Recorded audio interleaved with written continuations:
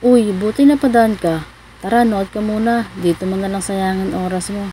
Kesa sa maling tao. May nakita ko dito, saktong-sakto. Tapos na yung Pasko. Tapos sira na rin yung Christmas tree ko. Grabe ang kati sa ulo. Hindi ko alam ang gagawin ko. Pero ang mission ko dito, inggitin ko na lang kayo. Sorry wala Mga 30% dito, di ko sinasadya. Tapos 70%, gusto ko talaga mainggit kayo ng bonggang-bongga. Pero ewan ko ba, ba't ngayon ko lang inedit to? Pati tuloy ako natatakam dito. Sa totoo lang, noong January 37 pa to Anong petsa na ba? Grabe, ang bilis ng panahon, no? Dati, kayo pa. Pero ngayon, di na kayo nagpapansin ng dalawa. Tapos, pinalitan ka kagad. Ang tawag doon, preferred. Joke only. Pinapatawa lang kita. Baka sabihin mo, iniinggit na nga kita. Tapos, pinapaalala ko pa yung mga masasakit na alaala. By the way, as you can see, nilalagay ko na yung Nestle cream. Opo, nilalagay ko na. Tira lang pala to ng birthday pa ni Bobby. Tapos itong cocktail, nauwi lang yan ni Daddy. Bago pa naman siya, ang expiration niya is December pa naman, 2021. Hindi pa naman siya ganong kasakit sa tiyan. Pag kinain mo, mo na lang. Joke only. Ayan nga pala, si Boss Kenken, nagme-mekos-mekos na with smile.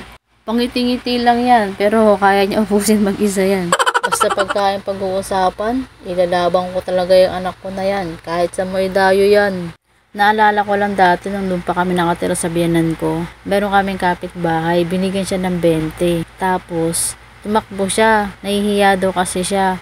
Pero nung bukas makalawa, binigyan siya ng pagkain. Ayun, tuwan-tuwa, food trip siya malala. Nilipat nga pala namin to ng Tupperware, baka nagtataka kayo, iba yung binuksan ko.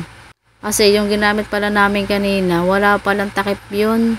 Kaya nilipat na lang namin dito, o diba? Para siyang ice cream, fruit salad flavor. Masarap pa naman si Kuya Kenken, kaya magbibigay daw siya ng thumbs up, over 10. Tapos syempre, tatanungin din natin si Bobby kung ano ba ang kanyang masasabi.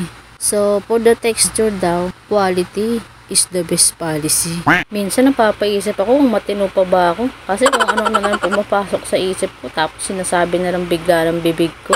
Pero grabe, ang sarap talaga nito, bongga. At pagkalipas ng 10 araw at 2 gabi, grabe, nakauwi na rin ang aming daddy.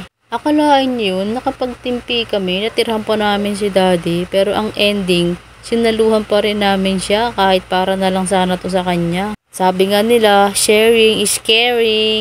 O siya, maraming salamat sa panonood. Sana may magandang mangyari sa'yo.